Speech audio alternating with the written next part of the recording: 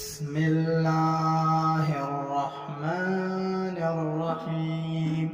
السلام علیکم ورحمۃ اللہ وبرکاتہ۔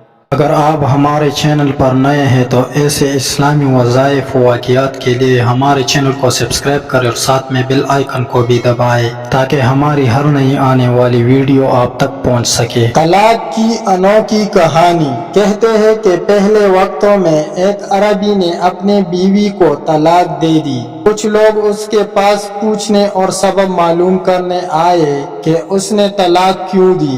وہ کہنے لگا کہ وہ ابھی عدت میں ہے، ابھی تک وہ میری بیوی ہے، مجھے اس سے رجوع کا حق حاصل ہے، میں اگر اس کے عیب تمہارے سامنے بیان کروں تو رجوع کیسے کروں گا؟ لوگوں نے انتظار کیا اور عدت ختم ہو گئی اور اس شخص نے رجوع نہیں کیا۔ لوگ دوبارہ اس کے پاس آئے تو اس نے کہا، اگر میں نے اب اس کے بارے میں کچھ بتایا تو یہ اس کی شخصیت مسانحہ کرنے کے مترادف ہوگا اور کوئی بھی اس سے شادی نہیں کرے گا۔ لوگوں نے انتظار کیا حتیٰ کہ اس عورت کی دوسری جگہ شادی ہو گئی۔ لوگ پھر اس کے پاس آئے اور طلاق کا سبب پوچھنے لگے۔ اس عربی نے کہا، اب چونکہ وہ کسی اور کی عزت ہے اور مروت کا تقاضا یہ ہے کہ میں پرائی اور اجنبی عورت کے بارے میں اپنی زبان بند رکھوں۔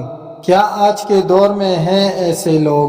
بلکہ کہیں رشتہ ہونے لگے تو بے شمار غلطیاں نکال کر بتا دیتے ہیں، اور تو اور طلاق دینے کے بعد کسی حرام خور عامل کے پاس جا کر اس پر جادو کروا دیتے ہیں کہ میں دیکھتا ہوں کون کرتا ہے تم سے شادی۔ اس لیے بیٹیوں کی شادیاں وہاں کریں جہاں لوگ انہیں اپنی عزت سمجھے، نہ کہ وقت گزاری کا ذریعہ۔